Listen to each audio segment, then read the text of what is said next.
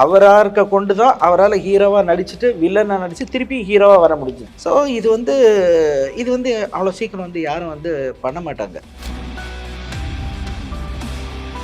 So flirting with girls இந்த மாதிரி தான் வந்து ரோல் பண்ணியிருப்பார். வசந்த மாளிகை 72ல் வந்த படம். அதில் பார்த்தீங்க அப்படின்னா ட்ரிங்க்கு, அதுக்கப்புறமா வந்து கோயிங் பிஹைண்ட் கேர்ள்ஸ்.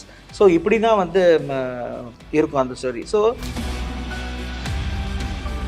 கலைஞர் கதை வசனம் வந்து எழுதினதுனால தான் வந்து இது வந்து அந்த அளவுக்கு இதுவாச்சு அப்படின்னு. இதுக்கு முன்னாடியும் கலைஞர் அவர்கள் வந்து வசனங்கள் வந்து எழுதியிருக்காரு. ஏன் அந்த படங்கள் எல்லாம் பேசப்படலை? அவர் வந்து எப்போவுமே வந்து ஒரு சேஃபான ஒரு ஜோனில் தான் வந்து பண்ணினார் படங்களில். ஸோ பட் எங்களுக்கு எப்பயுமே வந்து நாங்கள் அவரை வந்து காம்படிஷனாக வந்து நினைக்கிறது இல்லை. ஆனால் அவருடைய ரசிகர்கள் தான் எங்களை வந்து காம்படிஷனாக நினைப்பாங்க. பிகாஸ்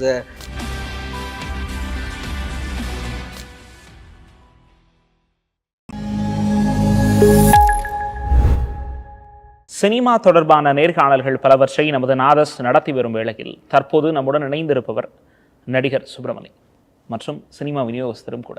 வணக்கம். வணக்கம் சார்.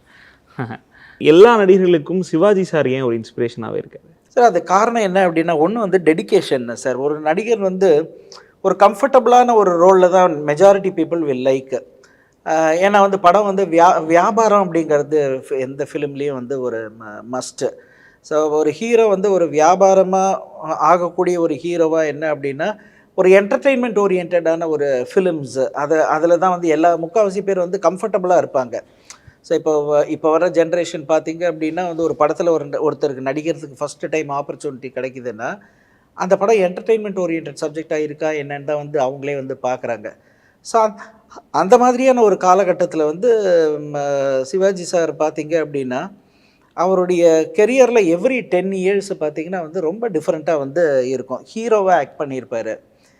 அந்த காலத்துலலாம் எப்படின்னு பார்த்தீங்கன்னா, ஸோ ஒரு நடிகன் கதாநாயகனாக தன்னை நிறுவிக்கொண்ட பிறகு நீங்கள் வந்து வேறு ரோல் பண்ணால் எடுபடாது. இப்போ நீங்கள் உங்கள் படத்தில் வந்து நீங்கள் வில்லனாக எஸ்டாப்ளிஷ் ஆறீங்கன்னா அதுக்கப்புறம் நீங்கள் வந்து ஆக முடியாது, வேறு கதாபாத்திரம் பண்ண. ஆமாம், ஒத்துக்க மாட்டாங்க, ஜனங்க ஒத்துக்க மாட்டாங்க. ஆனால் இவர் அந்த 52 காலகட்டங்கள்லேயே வந்து பார்த்தீங்க அப்படின்னா பராசக்தியில் ஹீரோவாக நடித்ததுக்கு பிற்பாடு வில்லனாக வந்து திரும்பிப்பார் படத்தில் நடிச்சிருப்பார். அதுவும் வந்து ஒரு ஸ்திரீலோலன் அந்த மாதிரியான ஒரு ரோலில். ஸோ அதுக்கப்புறம் பார்த்தீங்க அப்படின்னா பெண்ணின் பெருமை, அதுலேயும் வந்து நெகட்டிவ் ரோலில் ஜெமினி சாரும் சிவாஜி சாரும் இணைந்த ஃபஸ்ட்டு ஃபிலிம் அதுதான். ஸோ அதில் வந்து ஜெமினி சாரோட தம்பியாக நடிச்சிருப்பார். ஜெமினி சாரோட ஒய்ஃபாக சாவித்திரி நடிச்சிருப்பாங்க.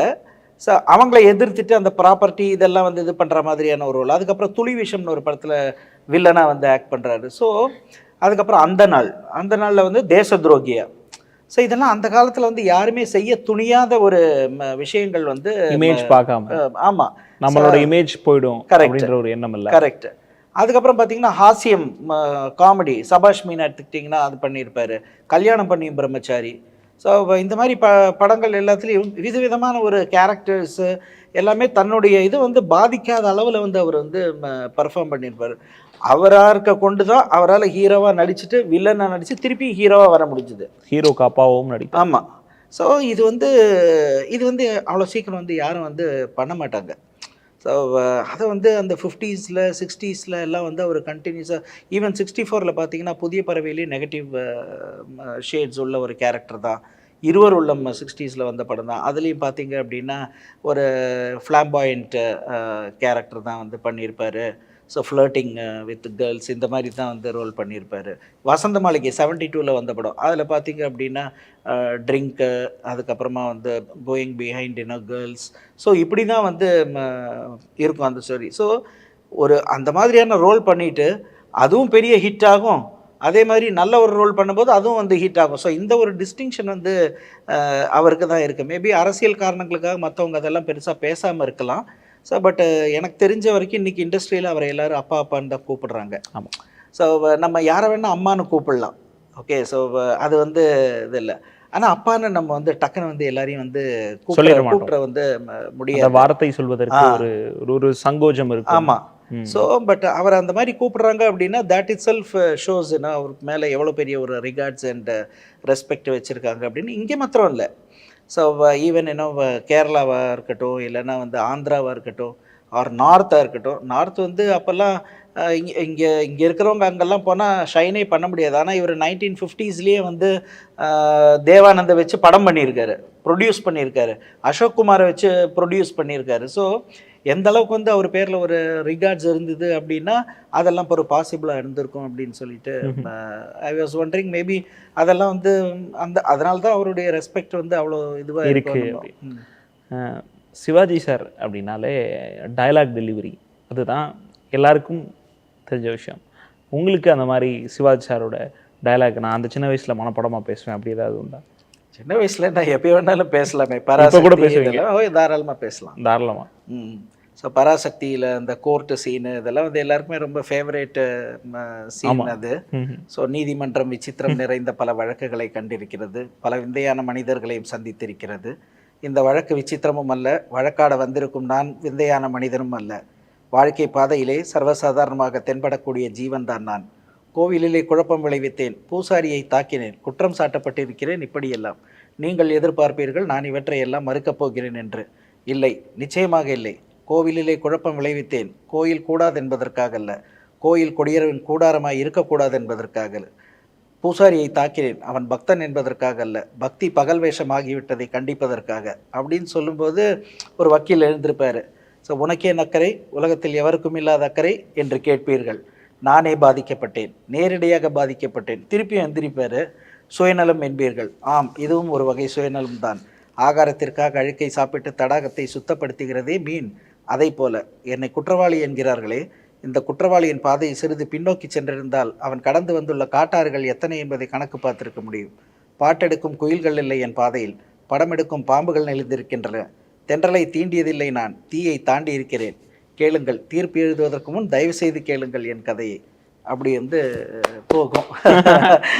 ஸோ இது கட்டபொம்மன் இது எல்லாமே அதாவது இது வந்து ஒரு தமிழுடைய பவர் என்ன அப்படின்னா அதை வந்து நல்லா பேசும்போது தான் வந்து அந்த தமிழோட பவர் வந்து இருக்கு. நிறைய பேர் வந்து சொல்லுவாங்க இது வந்து அதாவது கட்சி சார்ந்தவர்கள் வந்து சொல்லுவாங்க கலைஞர் கதை வசனம் வந்து எழுதினதுனால தான் வந்து இது வந்து அந்த அளவுக்கு இதுவாச்சு அப்படின்னு. ஸோ இது வந்து ஒரு 10% தான் வந்து இதை வந்து நம்ம வந்து எடுத்துக்க முடியும். பிகாஸ் இதுக்கு முன்னாடியும் கலைஞர் அவர்கள் வந்து வசனங்கள் வந்து எழுதியிருக்காரு, கிட்டத்தட்ட 6 படத்துக்கு வந்து எழுதியிருக்காரு. ஏன் அந்த படங்கள் எல்லாம் பேசப்படலை டயலாகுக்காக? ஸோ இன்ஃபேக்ட் நடுநிலையாளர்களை நீங்கள் கேட்டிங்க அப்படின்னா கலைஞர் அவர்களுக்கு நட்சத்திர அந்தஸ்து கிடைச்சதே வந்து பராசக்தி, மனோகரா இந்த 2 படத்துக்கு அப்புறம் தான் வந்து நட்சத்திர வசனகர்த்தா வந்து ஆனது. ஸோ இது கட்சியை சேர்ந்தவங்க ஒத்துக்க மாட்டாங்க, பட் நடுநிலையாளர்கள் வந்து உண்மைன்னு தெரியும். நாங்கள் சிவாஜி ரசிகர்கள் நாங்களும் வந்து ஒத்துக்க மாட்டோம் அதை. ஸோ அது இப்படி ஒரு ரயில்வே ட்ராக் மாதிரி இப்படி போயிட்டுருக்கோம். பட் இதுதான் உண்மை, நான் சொன்னது தான் உண்மை. எழுதுறதுக்கும் ஒரு வல்லமை வேணும், அது வந்து யாராலையும் வந்து மறுக்கலை. ஸோ அந்த மாதிரியான வார்த்தைகள் எல்லாம் போட்டு ஒரு சொசைட்டியை மைண்டில் வச்சுட்டு ஸோ இந்த மாதிரி எல்லாம் வந்து எழுதுறதுக்கு வந்து ஒரு திறமை வேணும். சும்மா எல்லோரும் இப்போ என்னால் எழுத முடியாது அந்த மாதிரி, ஸோ மற்றவங்களால் எழுத முடியாது. ஸோ அப்போ எழுதியிருக்காருன்னா அவருக்கும் அந்த ஒரு டேலண்ட் இருந்தது. பட் எதுவுமே வந்து சொல்கிறவங்க பேசுகிறவங்க பேசினா தான் அந்த கடைக்கோடியில் இருக்கிற ஒருத்தனுக்கு போய் சேரும்.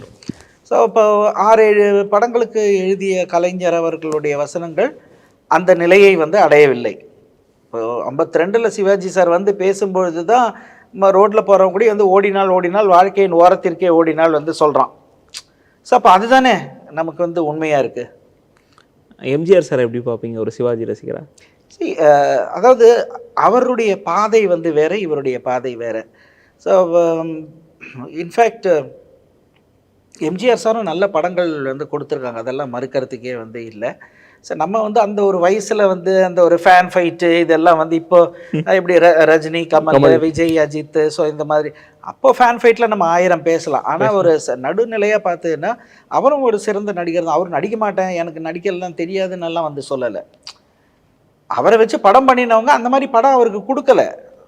அவர் வந்து என்டர்டெயின்மெண்ட்டை அவர் வந்து எப்போவுமே வந்து ஒரு சேஃபான ஒரு ஜோனில் தான் வந்து பண்ணினார் படங்களில். ஸோ பட்டு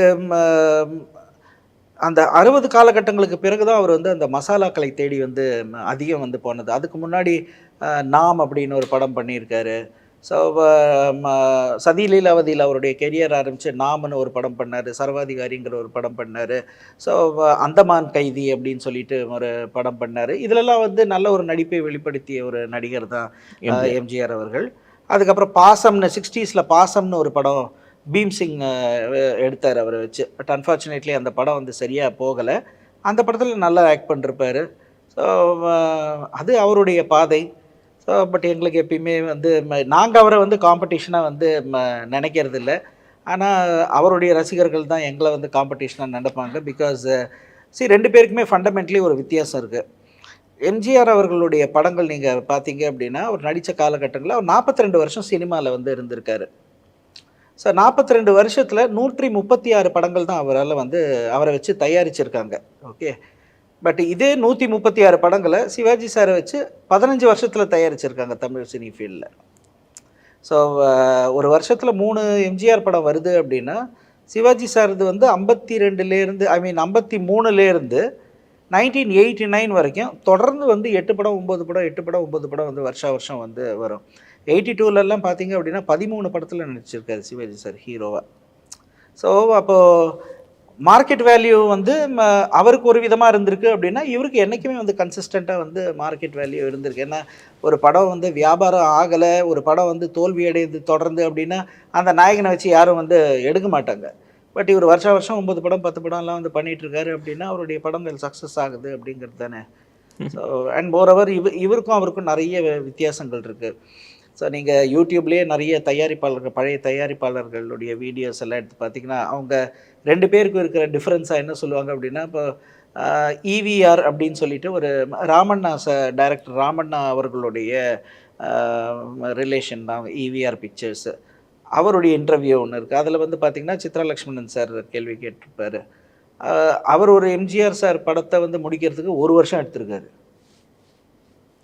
ஸோ அதுவும் நான் போய் 2-3 வாட்டி அவரை போய் பார்த்து பேசி எல்லாம் இது பண்ணினேன். அதுக்கப்புறம் சரி நான் முடிச்சு தரேன் அப்படின்னு சொல்லிட்டு, ஸோ அவருக்கு ஒரு மூடு இருந்ததுன்னா டக்குன்னு முடிச்சு கொடுப்பாருங்கிற மாதிரி வந்து அவர் வந்து சொல்கிறார். பட் இவர் பார்த்தீங்க அப்படின்னா ஒரு ஆஃபீஸ்க்கு போயிட்டு வர மாதிரி போய் படம் பண்ணிட்டு வந்துடுவார். ஸோ 2 பேருக்கும் உள்ள ஒரு ஃபண்டமெண்டல் டிஃபரன்ஸ். அப்போது 1.5 மாதத்தில் ஒரு படத்தை முடிச்சு கொடுக்குறவங்கள தான் நோக்கி தான் ப்ரொடியூசர்ஸ் அதிகம் போவாங்க. Because time and money. So ஒரு படத்துக்கு நான் வந்து ஒரு அந்த காலத்தில் பிளாக் அண்ட் ஒயிட் படம் அப்படின்னா 50களில் வந்து படத்துடைய பட்ஜெட் 6 லட்ச ரூபாயிலேருந்து 8 லட்ச ரூபா வரைக்கும் ஒரு படத்துக்கு வந்து இருக்கும் பிளாக் அண்ட் ஒயிட் படத்துக்கு.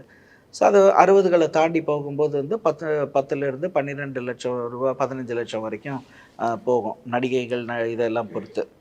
ஸோ அப்போ வந்து ஒரு 45 நாள் பட்ஜெட் போட்டுட்டு அவங்க படம் எடுக்கும் பொழுது தான் அதை வந்து அடுத்த 45 நாளுக்குள்ளே போஸ்ட் ப்ரொடக்ஷனை கம்ப்ளீட் பண்ணி 90 டேஸில் வந்து ரிலீஸ் பண்ண முடியும். ஸோ அதனால தான் பார்த்தீங்கன்னா சிவாஜி சாருக்கு வந்து அப்ராக்சிமேட்டாக ஒரு ஆவரேஜாக பார்த்தீங்கன்னா வந்து எவ்ரி 50 டேஸ் ஒரு நியூ ஃபிலிம் சிவாஜி இது வந்து வந்துட்டுருக்கும் சிவாஜி சார்து. ஸோ இது வந்து நம்ம வந்து அப்படி பார்க்குறத விட ஒரு எக்கனாமிக்ஸ் பாயிண்ட் ஆஃப் வியூவில் பார்த்தோன்னு வச்சுக்கோங்களேன், சிவாஜி சாருடைய ஒரு படங்கள் வந்து இந்த மாதிரி ஒரு தயாரிப்பில் ஒரு வருஷத்தில் 9 படங்கள் 10 படங்கள் வருதுன்னா எவ்வளோ பேர் எவ்வளோ ஃபேமிலிஸ் அவர் ஃபீட் பண்ணுறாரு. ஸோ லைட்மேன்லேருந்து கேமராமேனு டைரக்டரு காஸ்டியூமரு மற்ற எல்லாருமே சிவரில் போஸ்டர் ஓட்டுறவங்கலேருந்து அதை பிரிண்ட் பண்ணுற கம்பெனிலேருந்து தியேட்டர்லேருந்து அங்கே வேலை செய்கிற ஊழியர்களுக்கு. ஸோ இவருடைய படங்கள்னால இவ்வளவு வந்து ஒரு இது தவிர entertainment tax to the government. So that is his contribution. நிறைய பேர் வந்து சொல்லுவாங்க சிவாஜி என்ன வந்து செஞ்சுட்டாரு அப்படின்னு, சினிமாவில் காசை வாங்கிட்டு தானே நடித்தார் அப்படின்னு. எல்லாருமே காசை வாங்கிட்டு தான் வந்து நடித்தாங்க, யாருமே ஃப்ரீயாக எல்லாம் நடிக்கலை. பட் இந்த மாதிரி ஒரு கான்ட்ரிபியூஷன் இருக்கும்போது அதாவது ஒரு சினிமா எடுத்து முடிக்கும் பொழுது பார்த்திங்கன்னா ரிலீஸ் ஆகிற வரைக்கும் டோட்டலாக வந்து அபவுட் 120 பேர் வந்து அதனால் வந்து பயனடைகிறாங்க. இந்த நம்பர் வந்து என்ன அப்படின்னா, அதாவது ஒரு சினிமாட்டோகிராஃபர்னால் அவரோட ஃபேமிலி. ஸோ இந்த மாதிரி நீங்கள் கணக்கெடுத்துக்கிட்டிங்கன்னா 120 பீப்புள் உடைய லைவ்லிஹுட்டு இதில் வந்து அடங்கியிருக்கு. இப்போ இதே வந்து கர்ணன், வீரபாண்டிய கட்டபொம்மன் இந்த மாதிரியான ஒரு சரித்திர இதிகாச படங்கள் எடுக்கும்பொழுது அதில் எவ்வளோ பேர் ஒர்க் பண்ணுவாங்க. ஸோ இதெல்லாம் தான் வந்து கான்ட்ரிபியூஷன். அதனால தான் அந்த டைம்லலாம் வந்து பார்த்தீங்கன்னா, படங்கள் வந்து ரொம்ப வந்து தமிழ் பட உலகு வந்து ரொம்ப செழிப்பா இருக்கு. ஸோ ஆப்பர்ச்சுனிட்டி குடுத்ததுக்கு ரொம்ப தேங்க்ஸ். நன்றி. நன்றி வணக்கம். நன்றி